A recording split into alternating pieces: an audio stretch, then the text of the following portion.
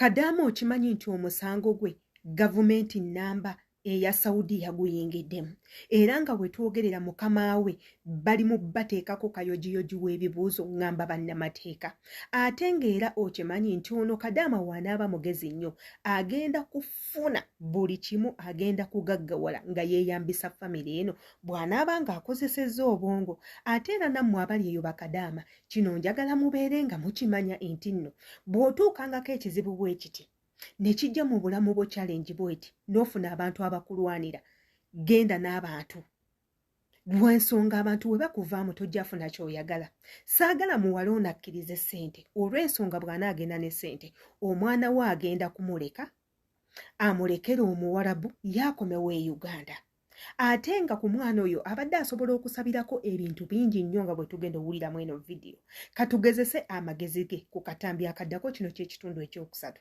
yenze Shila Adita subscribinga commentinga likinga tumanye endowooza yo ku butambi nga buno katugende mu kitundu ekyokusatu ate era tubeere nga tukomawo nga tonnafa teweevumanga ensi obudde bwonna bwonna obulamu bwo bukyuka mu sekendi ntono nnyo era omuntu ogaggawala tekiva wala mwannyinaffe yandibanga ayolekedde obugagga oba obulamu obulungi singa anaabanga akozeseza bulungi amagezi ge ensonga zino zawanvuye eggulo muganda waffe bamugyeyo ku poliisi ku 9 ne bamutwala ku embasi bwe bamutuusiza ku embasi olw'okuba nti obujulizi buli kimu yabadde akirina ng'ate si yeeka kiina wabula nga n'amaloboozi agamu gava mu bantu ab'enjawulo nga n'oba ofa ye n'oba omuggyeko essimu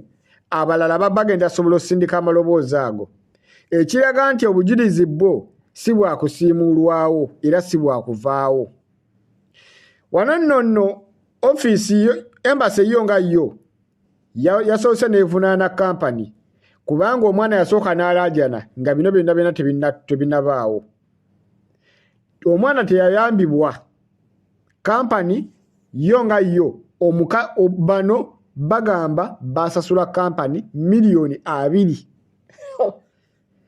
miliyoni 2 ze baagula Kadaama era nga bo baddembe okukozesa Kadaama kyonna kibabeera baagadde kubanga babeera baguze omuddu waabwe wabula nabo omusango we gubakwatira nti mu contract temwalimu kwegatta oba kukabaasanya contract yali yakola ne bwandi mukozesezza okuva ku makya paka ku makya muddu kuba baali bamusasula ate era ne contract yennyini eragira omuntu okubeera ne off omwana agambye tawummulangako kuva yagenda mu kiyumba talina off nti contract yeraga alina okuba ne off kuba buli muntu awummula era ng'ateekeddwa okukolera essaawa 12 okuva ku ssaawa 8 ku ssaawa 12 talina kukola 24 hours omwana agambye abadde yeebaka n'essaawa 10 ng'obudde bukya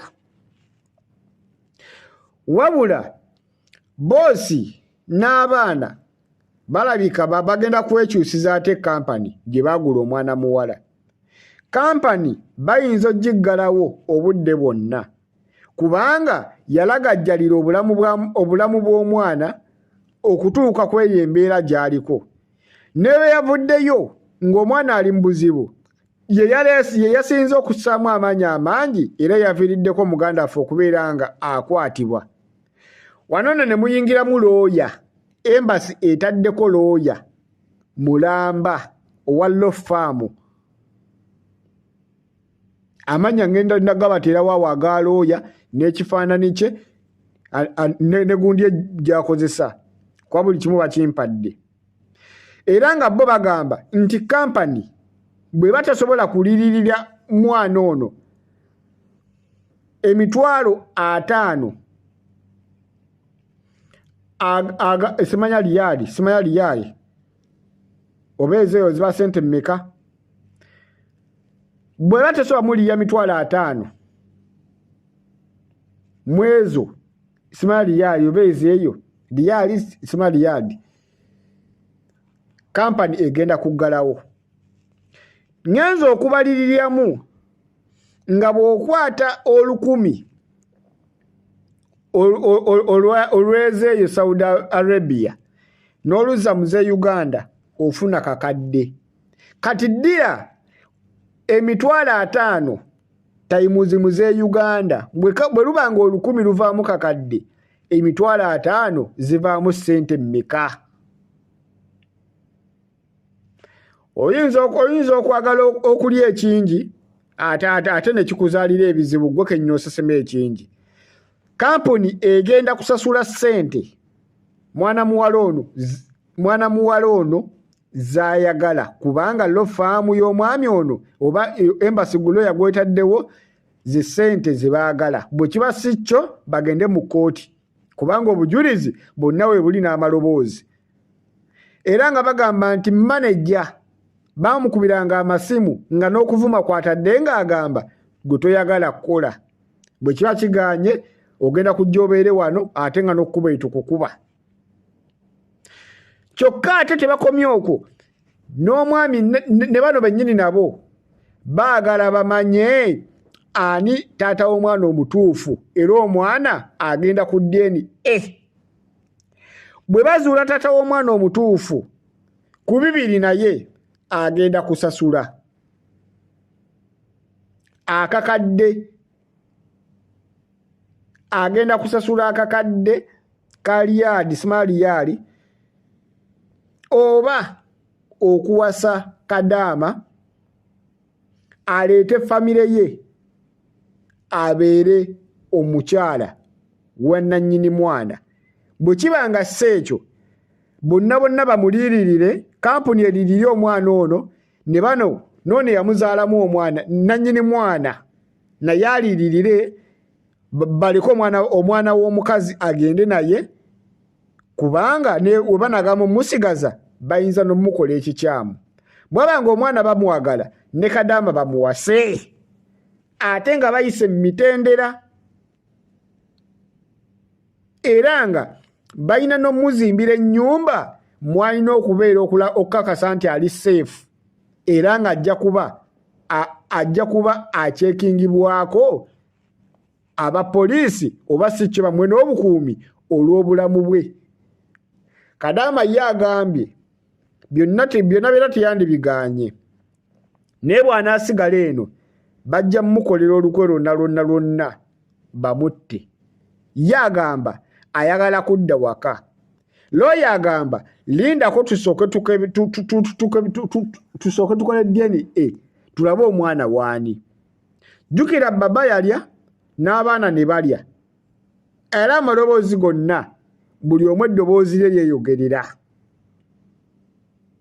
Wuliriza.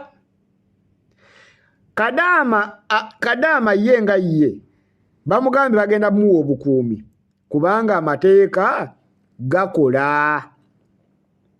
Bw'aba nga bakikola nga bakikola mu bukake kale basasule ssente ezinalabirira omwana agende n'omwana we. Bwe kiba si ekyo nga baagala sigaza mwana bamuwase Kadaama aleete ne famire ye yonna bazadde be baganda be n'abaana bw'aba ayina aleete babeere eno ate nga bamulabirira bamuwadde waasula saaviisi zonna ng'omuntu weno z'aba alina okuba nazo ng'aziina kubanga omwana munnansi si mugwira. Omwana munnansi si mugwira alina okufuna saaviisi ezo zonna. Tebabatumako kwegatta oba kwebaka ku mwana kumutuusa kweyo embeera. Wano nno gwali eyo bw'obanga oyita mu mbeera efaanaganako bw'etyo njagala okozesa tricks ze zimu muganda waffe ono ze yakozesa. Obudde buno muganda waffe ali mu mikono emituufu asuubira nti obulamu bwe bugenda kukyuka singa tewabaawo kikyuka kubanga kampuni bagitaddeko akazito ne kampani etadde ku boosi akazito kuba yo kampani egamba ketwale omwana ono ku DNA balaba nti taata w'omwana ne kampani egamba ono ne babosi nabo bagamba bano be baalagajjala babaye akiri bona bakkiriza nti baakikola naye nti bo bagamba tebaali ku nnomo yaabwe. Ompulya bulungi katuge wenna ali eyo ayita mu mbeera efaanaganako bwetu. Kino kikuwa ekyokuyiga, temuggwaamu maanyi, mube n'essuubi, obuwanguzi bujja kujja. Twabagamba nti obugagga bujjira mu muganda waffe oyo mumuwa magezi ki kyendowoozaako nammwe kyemulowoozaako. Nze mbadde ngamba yeeyambisa akaseera kano ng'abantu bonna bali ku sayidi ye, bannamateeka nga bayingidde mu nsonga ze ate nga bali muzikolerako bwereere. Kati nno alyoke alwane omuwarabu asobole okufuna kyayagala. Obadde okimanyi mu eyo ensonga entono yokka muganda waffe oyo basobola n'omuwa obutuuze bw'ensi mwali nga kw'otadde n'omwana we ne bamuwa ne bamuwa green card kye tutegeeza mu ekyo ne bamuwa ebimukwatako mu bujjuvu nga biri mu nsi eyo, ne bamuwa n'omulimu ne bamuwa n'ew'okubeera ne bafoosinga ne taata mwana okubanga amuwa obuyambi mpaka bw'alifa. Anti mu ekyo agenda kumuwa ennyumba eyakagwirawo nga w'omanyi abasiraamu bwe bakikola, agenda kuteeka omwana mu ssomero erikyasinze ate nga buli mwezi agenda kuba asasula omukyala oyo olw'ensonga ayina omwana we, ate teekako agenda kuba nga asasula omwana we okubeera obubeezi omwana w'omuwarabu, ekyo nakyo kisasula omusaala. Teekako ne gavumenti y'ensi mwali egenda kuba nga ewa omukyala oyo ssente, teekako n'omwana ssente ez'obuyambi. Naye bw'akwata ekkubo ne bamuwayo $2 million ne bamugamba adde e Uganda, agenda kufiirwa nnyo olw'ensonga obulamu bw'e Uganda nammwe mubumanyi, bwakupambana, bwakuyiiya obwo $2 million butono nnyo. Ate jjukira tasobola kuzitambuza kuziggya mu Saudi oba mu Lebanon oba mu nsi ki mwali n'azitambuza n'azizza e Uganda. Gavumenti ya Uganda ejja kuzikwata. Oba nfuna bulungi. Yenze Shila Adita, kino oba obadde tokimanyiiko twesange mu comment section mwongere okuwabula muganda waffe katujje n'ekitundu ekisembayo.